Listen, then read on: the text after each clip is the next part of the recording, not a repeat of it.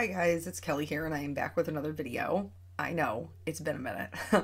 So let me get through the supplies and then we'll talk. So I am doing the Hero Arts Fancy Dies Porthole and then the Deeply in Love stamp set, and then also this Easy Light from Pear Blossom Press.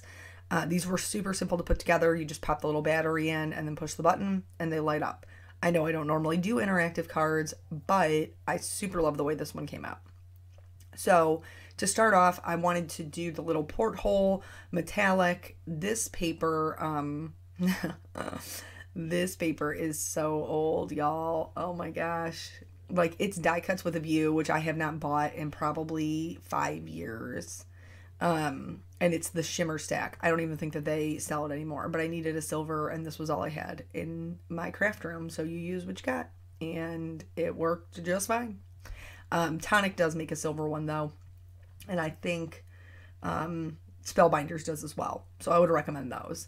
Here, do as I say, don't do as I do. I knew that I was going to have to pop up my card panel on foam, and I wanted to do like a little peekaboo moment on the front of my card, so the foam piece was going to be on the inside, so I knew that I was going to have to score it so that there would be like a edge, a lip on the top that would allot for my foam tape and my card would close. But I did it in, like, when I put it together, I didn't do it right. I didn't score in the right places. So the front of my card ended up being a little bit short, which was no big deal for me personally because I ended up using vellum on the back. And so there's just like a little decorative edge of vellum on the bottom. But I think I scored at 5.5 and maybe at like 5, and it wasn't 5 3/4. That's too much. Maybe like 5 3/8 or something. But anyway, it was the wrong spot. So don't score exactly at 5.5. Like, you have to take a little bit from the back and a little bit from the front in order for it to be even. I just didn't do that. And here you can see the little bit of gapping that I have at the bottom. I didn't realize it until I was starting to put my card together. Otherwise, I would have fixed it beforehand. But it is what it is, and it worked out fine. So now I need to cut the porthole out of the front so I can have my peekaboo moment. But make sure that when you run it through your die cutting machine that you cut it open. Otherwise, you're going to have a porthole through the whole thing, and we just need it through the front. We just need that circle piece through the front. So I am going to be doing lots of distress inking, lots of Copic coloring. This is a long video and a lot of it is sped up. I didn't really have a choice. If you are looking for just how to do the easy lights, maybe track down to like the 20-minute mark. So here I had some adhesive from my purple tape. I'm just using my adhesive eraser to get that off so I don't have any blank spots when I do my distress inking. And I am going to mask off the back portion of it just with some purple tape so that I can keep my back clean and white. I wasn't really thinking about my color combination. I wasn't really thinking about my color combination when I was putting this whole thing together, because it didn't occur to me until after I started doing the blue that you're looking out of the porthole into the ocean, and so that portion probably didn't make sense to be blue. I just naturally gravitate toward blue because it's my favorite color, but it's my boyfriend. So if I had to do it all over again, I might have changed that up a little bit. I think I salvaged it at the end of the day just by realizing that it was looking a little bit like water and not what I wanted. So you'll see after I go all the way through, I do my ink blending twice, lightest to darkest, darkest to lightest, so that I have a really good saturation of color. I did add some brushed corduroy, like just random places around the edges to give it kind of like a rusty, distressed look. And then you'll see at the very end of it, I go over the whole thing with hickory smoke to kind of knock it back and make it not so blue so it doesn't look like water. It just looks kind of like, I don't know, dingy, dirty, kind of metal-ish. I don't know. I'm fine with it.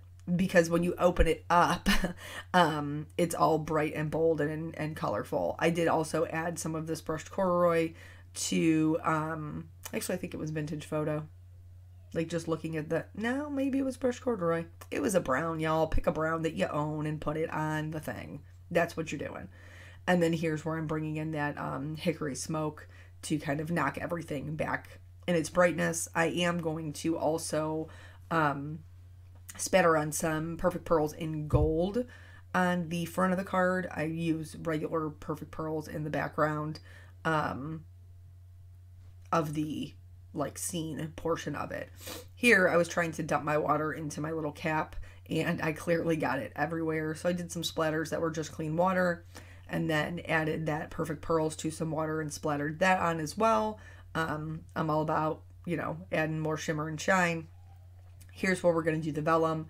I just used liquid glue on the portion of my card that it was going to stick to. So I didn't have to worry about that showing through at all. It had a good amount of space to stick to where you wouldn't see any of the adhesive. I guess probably if you wanted to cut a similar piece and kind of put that over it to mask that, if it bothered you, it doesn't bother me. For the porthole, you can adhere it any way you want, but I liked it in kind of that diamond pattern versus just being like a grid square. I thought the diamond made it just a little bit more interesting. In order to make it even more interesting, I'm also going to add some shading to get like some rust or a distressed look with my Copic markers.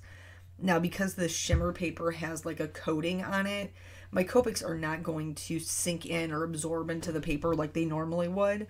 They pretty much just sat on top. But that was fine for the look I was going for. I wasn't going, looking for a super smooth blend or anything like that. So I started with, I think it was YR24. It's kind of like an orangey brown color, and then worked my way out to some other browns, adding that shading like where the grids would meet, and then also definitely around the screws. So yeah, I like the way that the front of the card came out, even though I probably started with a base that maybe I shouldn't have, but whatevs, it is what it is. And then after that, we have a whole stamp and masked scene on the inside that we're going to work on. So that's why the video is so long. So for those of you who have reached out to me, you're wonderful, you're lovely. I appreciate your concerns so very much. If I did not get back to you, I apologize. If you Instagrammed me or Facebook messaged me, I typically did answer back. I know that I ended up finding an email like several days later in my junk folder. So if you email me, I might not have gotten it, or I might not have gotten back to you. I am in fact alive. Hello, I'm living.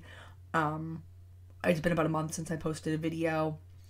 I did not intend to be on this big gigantic break, but my creativity wasn't really interested in me making any cards, honestly. That's pretty much what happened.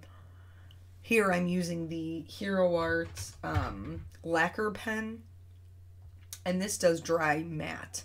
And so I just added these over the little like screws that would be holding it together, just for a little bit of extra dimension. I had not been creative in quite some time, so I'm going to be honest, I was a little indulgent in making this card because it just had been a while since I had felt like making anything, or that anything cohesive was like being produced from me. So here I am using my mask to kind of set up my scene, so I know where all my pieces parts are going to go, and then I will line up my stamps on top of those masks, pick them up with the door of my Misty, and then remove the masks. So I did have on a little bit darker colored nail polish, so that was kind of a little bit of a struggle for me this time around, because I didn't want to get it on the card. So here I started to pick it up, and then I was like, no, you gotta put your fish back on there, girlfriend. Like, you gotta pick up your fish with the door, and then you can pick up the mask. I did have one error that, like with my stamping and masking, and we will talk about that and talk about how I fixed it, because you know me, I'm not starting over. We're rolling with it. It is what it is. So here I had my lacquer pen from Hero Arts is a little bit older, so I kind of had to clear the tip out, and I used this tool to do it. But then that glue was preventing me from sliding underneath my mask to pick it up. I didn't show you because I cut out the part where I stamped the masks, and I showed you there. So, but you know, you gotta make decisions when it comes to what exactly you're going to be showing in the video, especially when at the end of the day your video is still 30 minutes long. So I'm using the Hero Arts Intense Black ink, which is Copic safe. And because these stamps are new to me and I've never used them before, I did end up stamping these images twice just to make sure I got like a really bold, crisp outline. You know, I love a bold outline. And then from there, I'm going to mask everything.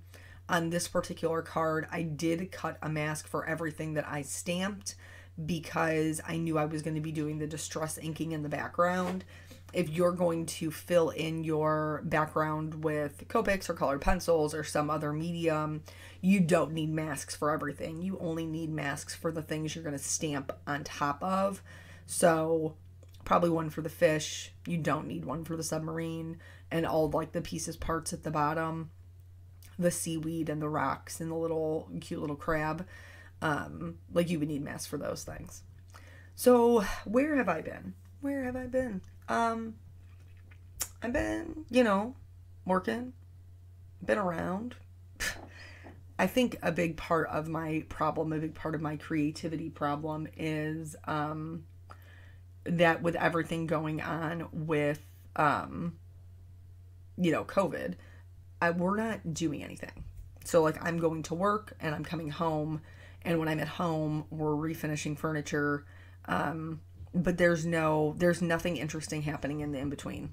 Not that my everyday life is super interesting, but like, you know, we used to have date night. We would go to restaurants. I would go shopping, like things like that, where there would be things that would happen or stories to tell you. Let's talk about my error I'm about to make here real quick. So here I've stamped that rock on the bottom, and now I'm trying to stamp one in front of it. That's a no-go, folks. It doesn't work because the one in the back is already masked and it's further behind. But I just knew that I needed a rock there, and I was thinking more about the overall composition, and I wasn't thinking about the fact that that was not going to work, that it was going to cut off part of my rock and it wouldn't look right. But there is a way to fix it, because I do fix it at the end of the day. So just keep right on rocking. This may be something that you have an issue with in another card. Maybe it's not a rock, maybe it's something else. But this little tip or trick will work to fix multiple things. My masks were not sticking, and you're going to see it drives me crazy. It drives me nuts when I am doing the distress inking portion of it. Here, I did do some second generation stamping, just to kind of like build up the vegetation on the bottom.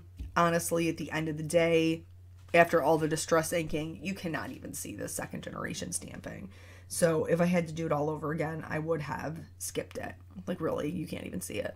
But here I am doing it anyway. But yeah, so I think because like I'm not really doing much, I don't really have any stories to tell. I feel like every day is the same. But like, you know, trying to do what's best for my family and be responsible and all of that, like it's well worth it. It just means that I'm not very interesting right now. Well, the happenings in my life aren't very interesting right now.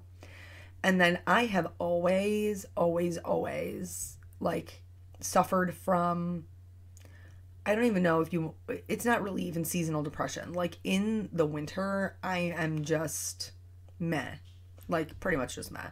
And I find that my creativity tanks in the winter because I do love like brighter, bolder colors. I do love flowers. And in the winter months, the stamp sets that are being released are not typically ones that you're like brighter, bolder colors. Here, I ended up using my Tombow Mono multi glue to get this portion of my seaweed to stick down Don't stick it down when it's wet. Make sure you wait until it's tacky. Because if you stick it down when it's wet, you're permanently adhering your mask to your card, and we don't want that. So then I'm just going to build up, because obviously it would be darker at the bottom, lighter at the top. So I'm just going to build up those colors of blue.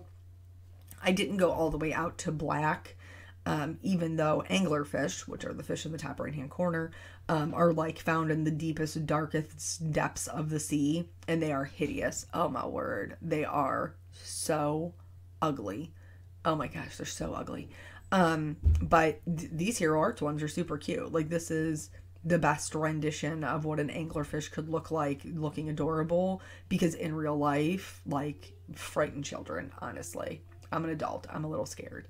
But so then once that's all done, I can go ahead and start removing my masks. Oh, no, Perfect Pearls. That's the part I forgot. See, I started removing my masks and I was getting excited that we were moving on to the next step, but we're not. We're moving on to this Perfect Pearls because I love the, you know, the shimmer and the shine and all that jazz. You could totally skip this step if it's not your bag, but it is mine. So, and it's my card. So here we are doing it the way I want to do it. Now you can go ahead and remove all of your masks. You can see that rock right there, how that does not make any sense whatsoever. It looks like one rock is just like sitting on top of the other one and the other half of it's floating. Not cool. Can you even color a submarine any other color than yellow at this? I mean, honest. It didn't even occur to me to do it like silver. Like when I was doing this out, I was like, this has to be a yellow submarine. Obviously. I don't even understand what other color you would make it. And so I went with my usual yellow combo, except I used a Y19 instead of a Y08. Why did I do that? Because my Y08 is missing. I don't know where it is. I don't know what happened to it. Emma probably ate it. She's like that, you know. But I cannot find it. But Y08 is the color that I would recommend you use. So that is the one that I linked. I have to just order a new one. I have to just suck it up, buttercup, and go ahead and order a new one. I added shading to the top and the bottom, also under the portholes on the submarine, to give it a little bit of dimension and give it some more roundness. That's the idea behind the center highlight, is that it would give the appearance of being more round. But yeah, so back to what I've been doing. I struggle in the winter with making cards. I always have. I'm always the least productive during the winter months and the most productive in spring and summer. It just is what it is, and I've learned to kind of accept that. But then adding on top of that, not really having any like social life or social outlet, and that we've started this other side business. I really just don't like the need or the desire is not there.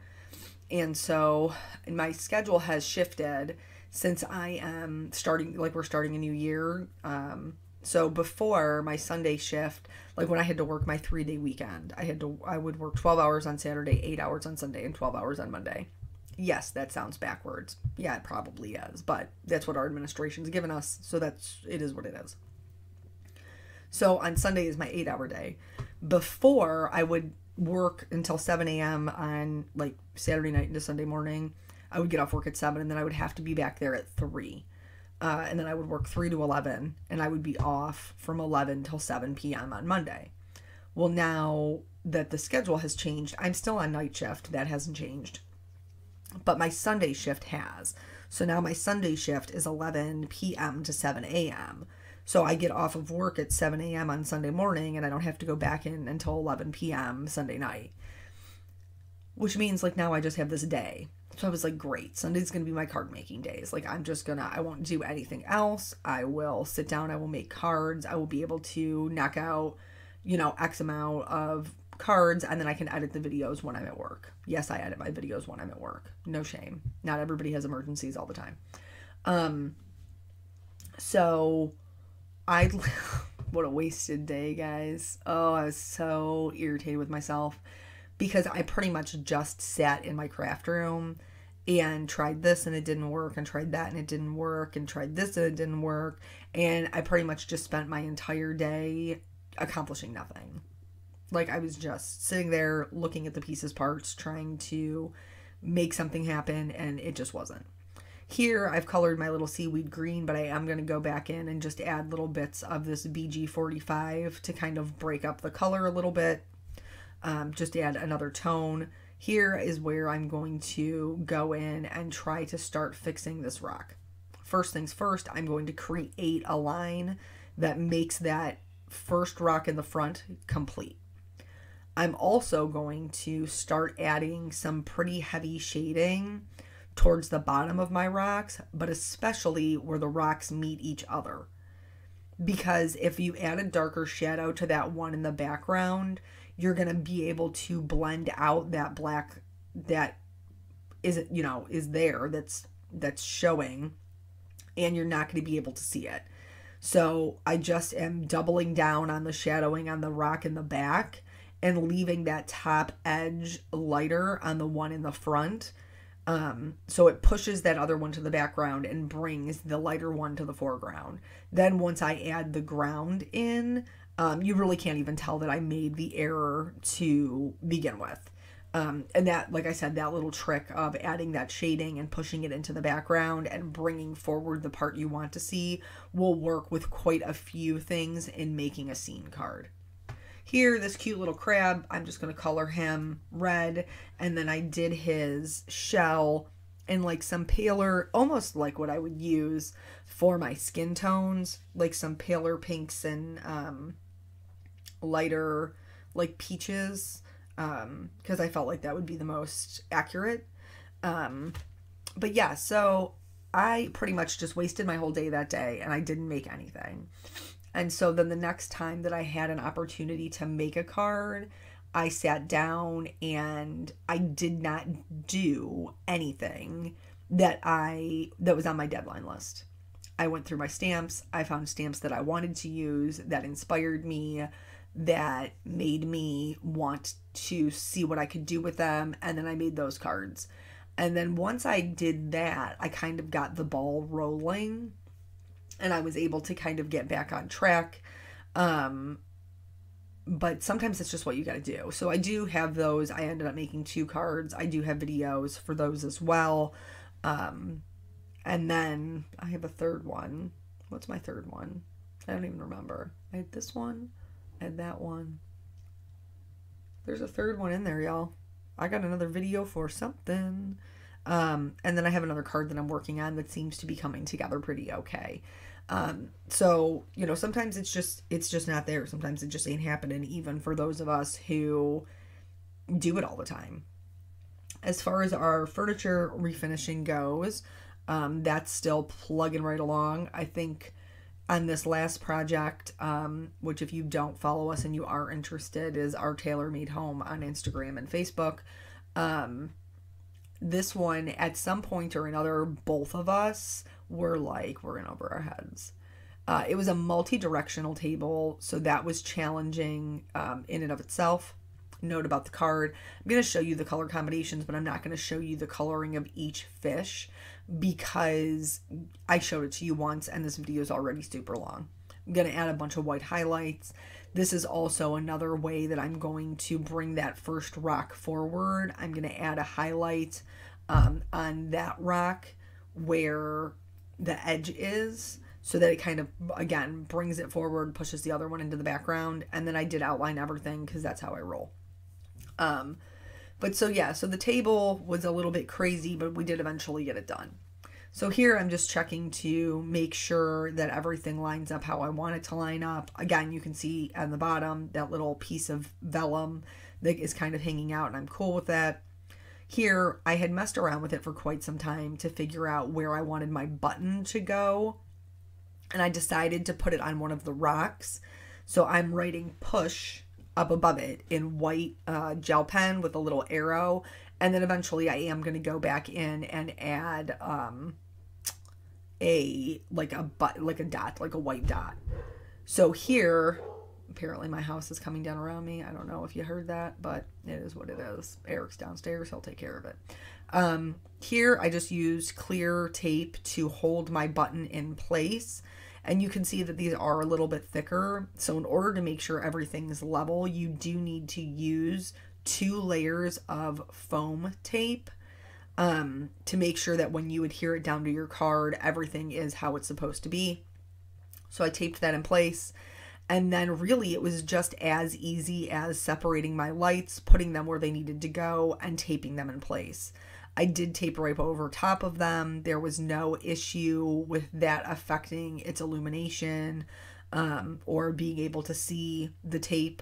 When I was doing it as a trial run, I was using the purple tape since it was temporary. And that one I could see. I could see the tape. But the clear tape, you can't see at all. So I got these all in place by my little anglerfish. And then bam, they light up. So my one light's a little bit off, so I'm going to adjust that. When I was doing this, Peanut was with me. He was making his own card. And so he was like, why are those fish lighting up? And so then I had to explain to him how anglerfish work, that they lure their prey in with this big, beautiful light. And then, these hideous monsters just gobble them up. But I didn't really want to horrify him like with what it really looked like until he was prepared. So I actually just showed him the scene from, I think it's from Finding Nemo. Is it from Dory? Is it Nemo? I'm pretty sure it's Finding Nemo, where they're looking for Nemo and they find the light and they're both super excited about it. It's pretty cute. I love Disney movies. But anyway, it turns out to be an anglerfish, and their anglerfish is a bit more, I don't know, it looks a little bit more metal, but it's still pretty ugly in the movie.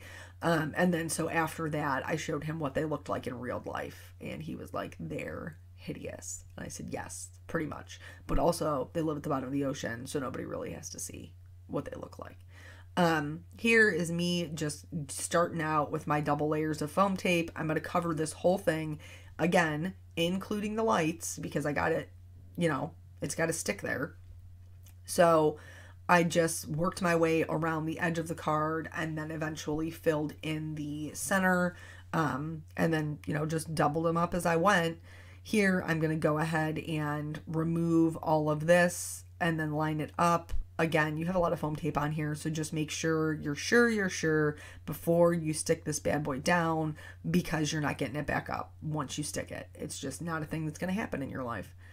So here I'm lining it up at the top and then along the side before I go ahead and push it down. Double check to make sure that the little push button works, and it does. Yay!